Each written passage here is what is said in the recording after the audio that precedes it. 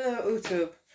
So, once again, just a quick one today. I actually wanted to talk today about the importance of mental health services, i.e., counsellors, therapies, CBT courses, doctors, and anyone and everyone really that are associated with mental health and well-being. So, like, I know there's a lot of stigma around it, that if you reach out to these people for help, that maybe you're going to then be labelled as such thing and blah blah blah. And I know also there is a lot of stigma around it because it can be difficult. It really can be difficult um, to actually be able to be involved with a counsellor or social worker or things like that, just because there are so many people that are in need. They are really overstretched, and the budget that the government allow them does not allow for them to compensate for how much they are overstretched. So, like, it can seem like the services sometimes do feel a little bit difficult, maybe. But as a person, like I say, that has dealt with this their entire life, they've actually been a really good support system for me. Now, we do remember, like, obviously going back years ago, it was different, and it probably was seen a bit more as a well, it was much more stigmatized, let's say, back then. But you have to understand where we're at now in this day and age.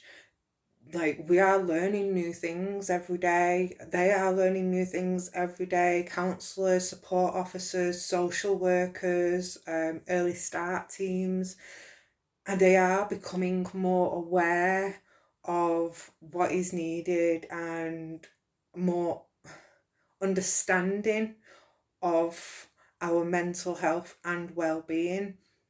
They are genuinely trying to put those practices into play that support people and not diminish people. So I really kind of wanted to talk a little bit about that because, as I said, a lot of my case is based on my mental health. And one of my advantages, I suppose, is that from being a young age and in my adulthood, I have been a big believer in those kind of services and the people in them. Though the government may make it difficult for them and may make it difficult for people to access them, the people that actually work within those service industries are really trying. They are really trying. And even if it is difficult, like I say, to be able to get to see a counsellor or therapist or something like that, they are they are trying to put other things in place. One of these things that I actually didn't know about until 2 years ago is A&E do actually class suicidal thoughts as an emergency. So they actually have their own A&E for that. And so anyone out there that is struggling and doesn't know where to turn or can't get hold of a counsellor or doctor, things like that, please do go to A&E because it is an emergency. Your life is at risk. And they have worked to put those people in place. They really have. They are trying as little as they are given to put in that effort. They still try, like, with fundraising, with awareness campaigns, all this. A lot of the time they have to actually provide their own sort of fundings for these things. So that goes to show that, they are trying to put things in place, even though they may be blocked at every turn. They keep trying. And these people are learning new things each and every time, and they are trying to understand mental health and well-being as a whole, and trying to provide us with the support to understand it for ourselves. So training, let's say training as a counsellor, when I did training as for counselling, one of the things that we learned straight away was, as a counsellor, because we often think that people go to counsellors to get advice or to be told what to do. That's not true. That's not true at all. So as a counsellor, you are actually not allowed to give out advice. You're not allowed. What you are there to do is to provide support to that person to be able to verbalise their needs, verbalise what they think they need, and assure them that that is okay to need that support. And then once they've verbalised to you their needs, they can help you put those support structures in place based around your needs. Like they're not there to tell you, oh, you need to do this, you need to do that. They can give advice on how to meet your needs, but they cannot advise you on how to act, how to think, or anything like that. And I think this is kind of really important because, as I said, with that support in place, I do hear a lot around mental health and things like that, and how people can be questioned because of their mental health and mental well-being. But if you bear in mind, so like every time I felt myself that I have been unable to cope with my mental well-being, I've automatically reached out for help. You know, some people might see this as, oh, she's ringing them because, you know, all this many times. But what that's actually showing is, I feel I'm at my limit, so I'm going to reach out for help because I want to not be at my limit. I want to improve myself. I want to improve my well-being for myself and for my family. So I really wanted to sort of come out here and say, like, those services, as much as they can be stigmatized and sometimes as difficult as they can be to actually get in them, there are alternatives. There are different means and ways. Like say A&E, if you ever do feel at that point, A&E are there. There are lines now, I think one's called Shout also, that you can text to get immediate support. That was put in place by, I think, Prince William. I'm not sure, but it was something around them.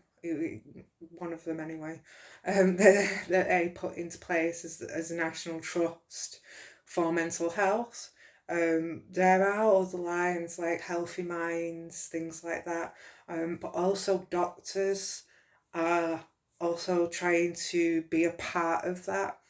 So one of my main like concerns, obviously, when I was going through this original trauma that I've just been through, was my mental health, my mental well-being, and I was a little bit worried about myself, how I would handle that, and I didn't want to handle it on my own and mess up, basically.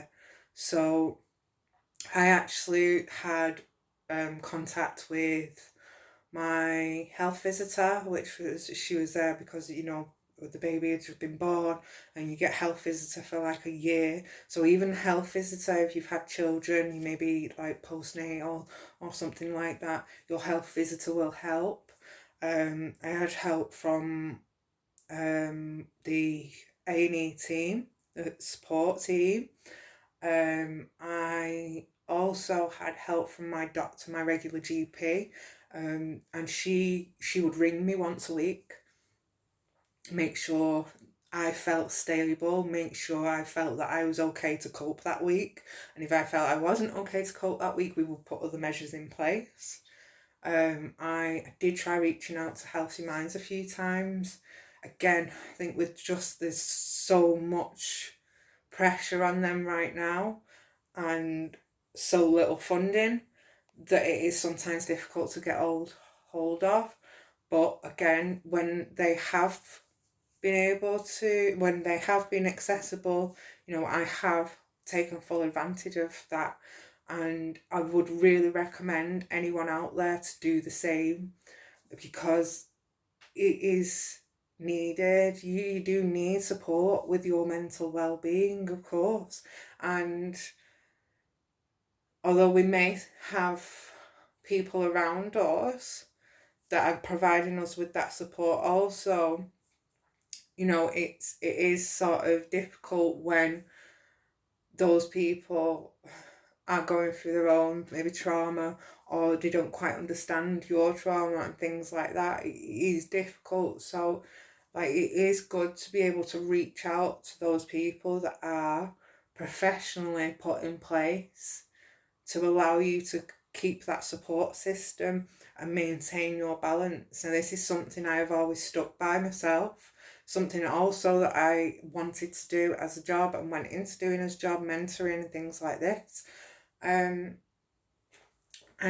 it also provides you, so for example, like I said, the case is very much based around my mental health.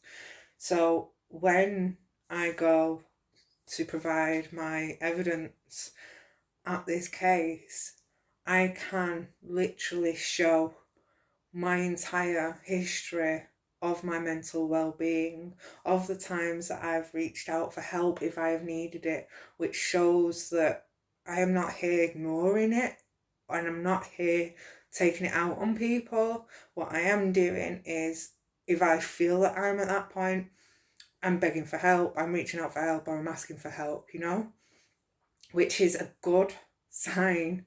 A lot of people are like, oh, she's had it. No, that is a good sign, because it shows that you are trying and you are putting that effort in to maintain your mental well-being. There's nothing wrong with that, and there is no shame in that whatsoever. None.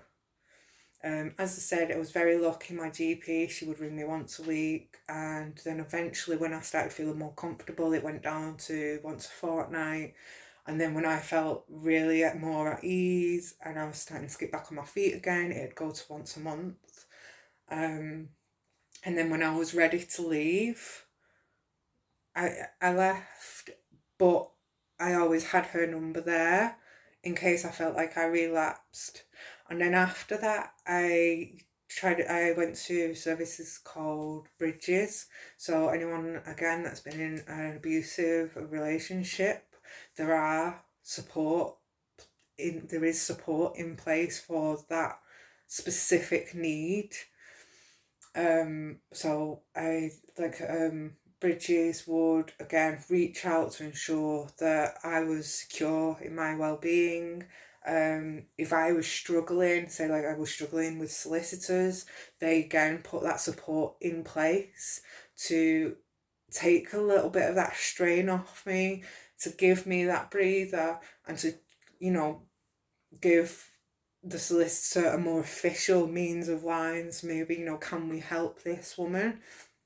Because sometimes that really does help. And again, same with when I moved obviously from one place to another, so I had to move doctors. And again, the health visitor here came in, she would ring up on me, she'd come round and check on me, not in a bad way. See, this is the thing, this is the stigma. People are like, no, they're not there to be checking up on you in a sense of like, oh, well, are you doing this right? It's not that. It is not that. Please break that stigma, because they are not there for that. They are there for support. Nothing more. Support. They're not there to judge. They're there to support you. Yeah, and they're there to ensure that you maintain your well-being. And again, very lucky, all the health visitors that I've had, and the health visitor I've got now, she's been super supportive. She's been there for me if I needed to talk about things through. She's been my conscience if I am questioning things that's going on. She can look from a more neutral perspective, you know, because sometimes we do need that neutral perspective. Just for example, like um, with my youngest son, she was just asking me about his development, things like that. She's like, well, can you, walk up and down the stairs like you would, 1 foot at a time? And I was like, well, yeah, but I don't really like him walking down our stairs, he scares me. And she's like, that's really understandable, but I'm here to remind you also he is getting older now and he's gonna do those things. So at least if you're doing it with him, he's safe. That's not judgment, that's support, and that's just a little bit of common sense, really. Yeah. But because as a mother, you're so like, oh no, I can't do that. Sometimes you do need someone to say, do you know, I really understand why you feel that way, because I would feel that way myself. But just give it a go, type of thing, and let's see how that feels. And at least, and it does give you that balance, and it does give you that security in the decisions that you're making as well. And so I do think that the stigma around these people do seem like they're very judgmental, because you do hear bad stories, and a lot of the time the bad stories are, oh, they did this and they did that. And a lot of the time, what we don't realise is we're only hearing one side of a story, and it's not always necessarily 100% of the story. It's just the parts that they want to tell you, because that shows how they've been wronged. I've dealt with social services, I've dealt with health visitors, I've dealt with early help team. Early help team is another one. Again, a lot of stigma behind it. Like they're there to judge. They are not there to judge you. They're really not. I actually have the early help team coming in this week to go through some things with me, just because I am a single parent. I'm a single parent. I have 2 children. I need to, work part-time jobs. I'll make money on the side. I also have to clean a house, cook every night. There's no one there to back me up. If there's that one night where I don't feel like doing it, it doesn't get done. And then I've got to do it the next day anyway. So it gets really difficult, and it can become very straining on anyone's mental well-being. But if I allow that to continue and let my mental well-being dip into that depression, I suppose, of, oh, no one's actually gonna help me do this, or what, like, if I allow that, then yes, my mental well-being is going to diminish and it is going to take over. Whereas if I go, oh, well, I'm feeling a bit like this, I reach out straight away, I can have someone come in, reassure me, and just give me that support that I need to maintain my well-being. And I do think this is really important, because not only is it giving you that ability and that support, it's also showing you and showing others that you are trying.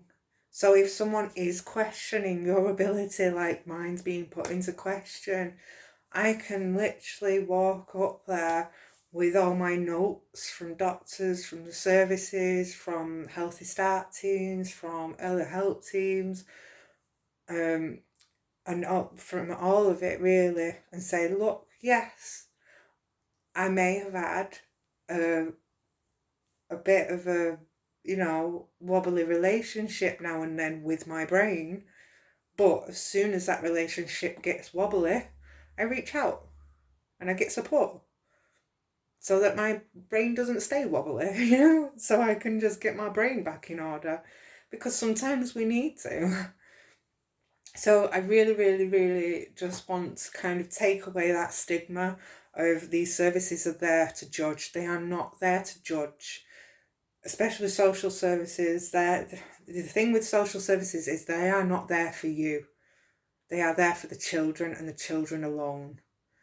I think some people mistaken that, and it can lead to more stigma, but you kind of, in a brutal way, they're not bothered about you. What they're bothered about is your children, which is what you need and what your children need. Yeah, that is what they're there for. I may get a lot of flack for this, I don't know. But I really think that's a kind of stigma that does need to be broken. We do need to be able to reach out to these people. It would be even better if the government got off their asses, stopped spending money on fucking cheese and wine while they're supposed to be in lockdown, and gave these people better funding so they can enable better support for people like us. That would be great. But unfortunately, we've got a bit of a dickhead of a prime minister, all the same. And he'd rather squander his money on wars, drugs, and booze instead of his people, who he doesn't even support. But anyway, so yeah, I think the main point today, as I was saying, I think we do need to kind of take away from that stigma, because these people, they are trying, they are learning, they are evolving, just like we are. It's what we are made to do. We are made to evolve. So if we can take that stigma away and these services can be given more to support their nation, then maybe, just maybe, we can sort of improve together. Maybe. Who knows? Hopefully. But yeah, they are there to help. So please use that help. If you can get that help, please use that help, because it is so important for our growth, and it is so important for our well-being also. I will leave it there because I now have to go and do more things. I have to go print some things off to get my file of facts ready. So thank you so much for listening. As always, love you all. Mwah! Bye.